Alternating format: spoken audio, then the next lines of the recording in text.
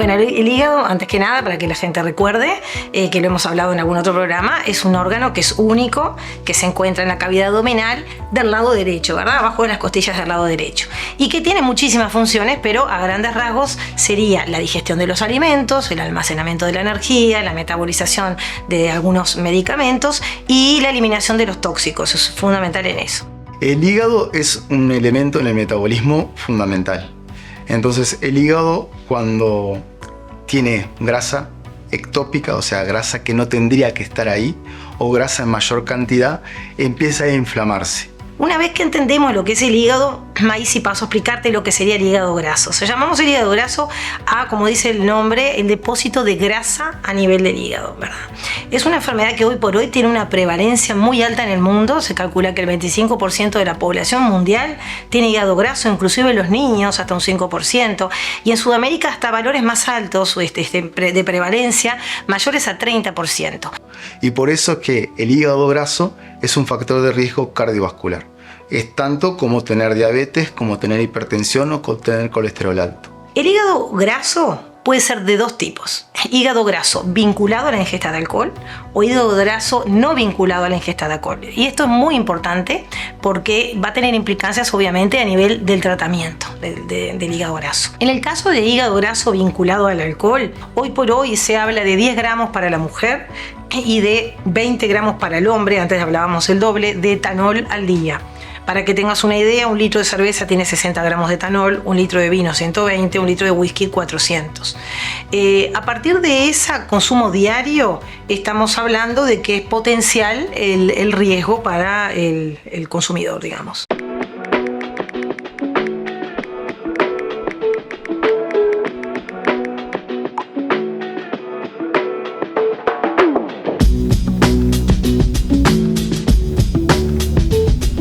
Muy preocupante. Yo lo veo sumamente preocupante como médico porque lo veo dentro del consultorio como normal y como madre que soy porque tengo un hijo adolescente y veo que, por ejemplo, hoy en los cumpleaños de 15 se distribuye alcohol.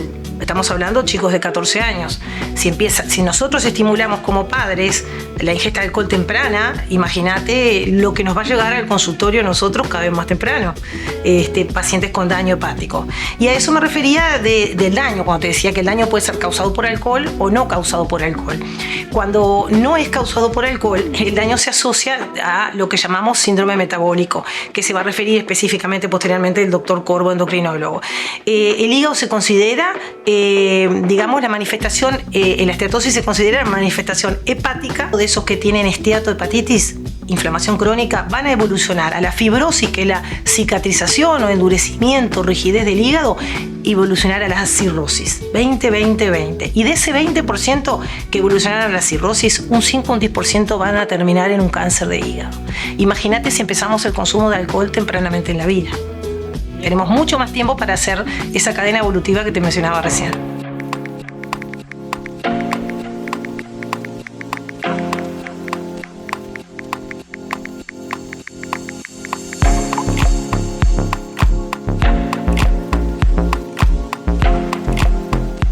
El hígado graso es una enfermedad que es silenciosa, o sea, no da síntomas de tener grasa en el hígado. ¿Cómo en general lo ponen de manifiesto? ¿Cómo se pone de manifiesto? Cuando alguien se va a hacer un estudio de rutina por otra cosa, una indicación de una ecografía por otro motivo, y aparece en la ecografía el hígado infiltrado de grasa en distintos grados, se ve. O en un análisis de rutina o por otro motivo se le realiza al paciente un hepatograma y aparecen las enzimas alteradas, por lo cual se realiza la ecografía y ahí aparece el hallazgo de la grasa en el hígado. La biopsia hepática es muy importante y a veces tenemos que terminar haciéndola, sobre todo en los casos en que tenemos todos los factores de riesgo para tener un hígado graso, pero no lo vemos a veces ecográficamente, y sobre todo tiene el beneficio de que nos da el grado de severidad de afectación del hígado de la biopsia, ¿verdad?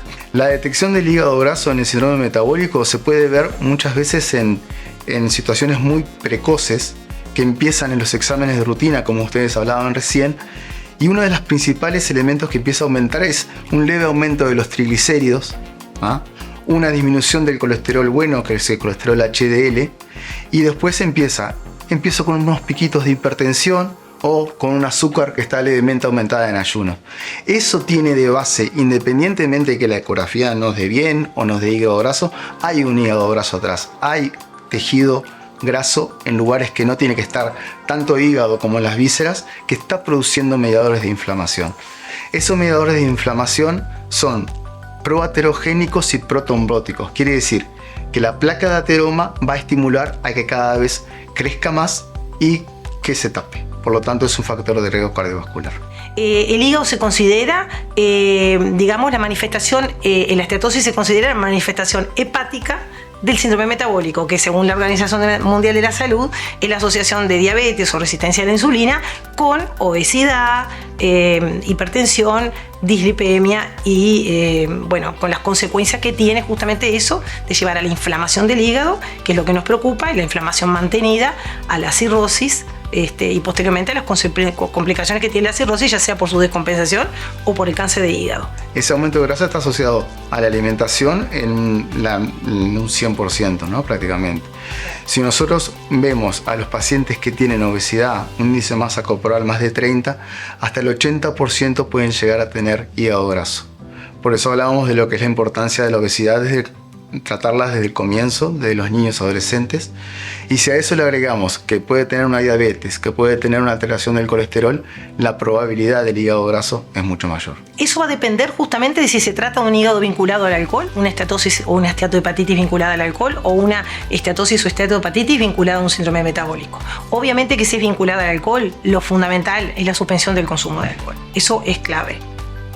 Si es vinculada al síndrome metabólico, va a ser clave, y lo que más impacta es el adelgazamiento, el control de la obesidad o del sobrepeso, y obviamente el control de los otros elementos del síndrome metabólico, como va a hablar Martín, el control de la diabetes, el control de la hipertensión y de la dislipemia, ¿verdad? Nosotros que seguimos los porcentajes de sobrepeso y de obesidad acá en nuestra institución, hemos visto que estamos en una meseta. O sea, ese crecimiento que teníamos bastante acelerado los últimos años está bastante tranquilo. Igual están valores de sobrepeso y obesidad un 40% de nuestros niños y adolescentes. Está elevado, pero por lo menos no ha dejado de crecer tan rápido como antes. Esto obviamente vinculado a la gran epidemia de obesidad que tenemos, que hoy por hoy se encuentra siendo una de los problemas más importantes de salud pública a nivel mundial. Se dice que entre los 40 y 60 años es la mayor prevalencia, porque la mayor prevalencia de esas enfermedades, pero lo estamos viendo cada vez más jóvenes. Justamente por eso te digo, por el grado de obesidad que hay hoy en los adolescentes y en los niños, por la ingesta de los adolescentes temprana de alcohol. Entonces cada vez se está desplazando más el diagnóstico de enfermedades más tempranas, ¿no? La doctora le decía que está viendo alteraciones del hígado en jóvenes o en adultos jóvenes. Nosotros estamos viendo otro polo del metabolismo, que es la diabetes, en adolescentes y en adultos jóvenes. Que cuando la diabetes tipo 2, era la diabetes que se veía uno en el adulto y no en personas tan jóvenes. Cuando viene una persona con un síndrome metabólico, ya sabemos que tiene altas posibilidades de tener hígado graso, y dentro de las rutinas está el azúcar, obviamente la glicemia, el perfil lipídico para ver esos triglicéridos y el colesterol bueno, y también el hepatograma para ver las enzimas hepáticas, y si está inflamado comenzamos con el tratamiento. En caso de no responder, ahí hacemos la derivación. En cuanto a medicamentos, no tenemos medicamentos que formalmente estén indicados en el hígado graso, se están estudiando, hay muchos trabajos en marcha, no hay ninguno totalmente hoy aprobado. Por supuesto que los medicamentos que va a dar el endocrinólogo para controlar la diabetes o la dislipemia juegan un rol, y en cuanto al hígado graso, se ha visto que justamente como en su génesis, en su causa, se encuentra la oxidación y se encuentra también la producción por las células hepáticas de citoquinas, que son unas sustancias proinflamatorias. La vitamina E como antioxidante juega un rol muy importante y la usamos en las primeras etapas, y se ha visto que el consumo de café como antioxidante juega un rol preventivo también. Hay algunos fármacos a veces que pueden ayudar y complementar a lo que es el hígado graso. Uno es la pioglitazona, que es un medicamento que usamos para la diabetes, que actúa principalmente sobre lo que es el tejido graso, mejorando mucho, sobre todo si hay esteatohepatitis. Otra es la conocida metformina, que muchos que tienen prediabetes o diabetes la consumen. La metformina es muy buena para bajar la insulinoresistencia y actuar sobre los mediadores que producen el hígado graso y el síndrome metabólico. Y ahora también están los análogos GLP-1, que son los medicamentos que actúan sobre el sistema intestinal, incretina y adiponectina, y que producen muchas mejoras en el peso, en el control de la glicemia, en la insulina resistencia, y ahora también se ha demostrado que en la esteatosis. Como en todos los elementos del síndrome metabólico, tanto el colesterol, el azúcar, la presión, son los cambios del estilo de vida. No hay medicamento que sea con mejor resultado y más barato, que son los cambios del estilo de vida. Y empezando por lo básico. Primero, evitar el sedentarismo, 30 minutos de ejercicio físico 3 veces por semana, cualquiera. De ahí para arriba, lo que se quiera y lo que se pueda. Alimentación saludable, lo que son el consumo de 5 frutas y verduras, porciones por día, evitando los alimentos ultraprocesados, los alimentos con azúcares refinados y el exceso tanto de harinas, arroz, papa, boñato, o sea, el exceso de carbohidratos. Eso como sería la base fundamental. Es una enfermedad potencialmente reversible si aplicamos esos cambios en el estilo de vida que te mencionaba, que hoy por hoy es el hígado graso, es la causa, o la esteatopatitis, mejor dicho, es la causa que está creciendo más en la lista de los que esperan para trasplante hepático. Porque la cirrosis y el cáncer de hígado por causa de la esteatopatitis es la que más ha crecido por esta epidemia en el mundo que te decía. Y bueno, fundamentalmente eso, aplicar esos cambios que los podemos hacer. El resultado, nosotros habitualmente hacemos un chequeo en 3 a 6 meses. Y si hay cambios considerables, los resultados se ven enseguida. Depende del grado de enfermedad en que nosotros lo encontremos, es el grado potencial de reversibilidad. Un hígado graso común, vinculado de repente a un sobrepeso, el paciente adelgaza y se resuelve totalmente. Ahora, de repente yo tengo ya una esteatopatitis con determinado grado de fibrosis o de evolución hacia la cirrosis, y controlando los factores, yo puedo revertir en algún grado eso, aunque no sea totalmente. Cuando uno tiene un índice de masa corporal elevado, o sea, cuando tiene una obesidad, más de 30, tiene altas probabilidades de tener un hígado graso. Eso no quiere decir que el flaco no pueda tenerlo. El flaco puede tener insulina resistencia igual y puede tener un hígado graso igual, pero es más frecuente si el índice de masa corporal está aumentado. ¿Podemos dar ese dato de cómo calcular el índice de masa corporal? Es el peso sobre la talla al cuadrado. El índice de masa corporal es un buen elemento general. Después uno tiene que adaptarlos al biotipo que tiene, ¿no? Hay gente que tiene muchos músculos, huesos grandes, pesa un poco más, y hay otros que son más flacos, y bueno, se tiene que adaptar al biotipo. Pero para el público general es un muy buen indicador. Si uno tiene un índice de masa corporal de 30, algo de insulina resistencia va a tener, algo de síndrome metabólico va a tener, y ya tiene que empezar a hacer cambios en su estilo de vida, en la alimentación y el ejercicio para prevenir.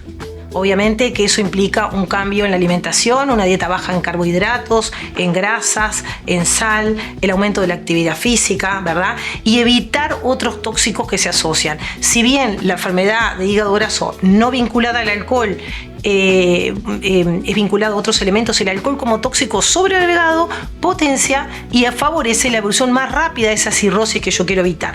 Asimismo, otra recomendación es no tomar medicamentos que no sean estrictamente necesarios o indicados por el médico, porque muchos medicamentos favorecen también el desarrollo de esteatosis, como por ejemplo los corticoides, algunos medicación oncológica. O sea que es fundamental ese control para tratar de revertir y evitar esa potencial evolución.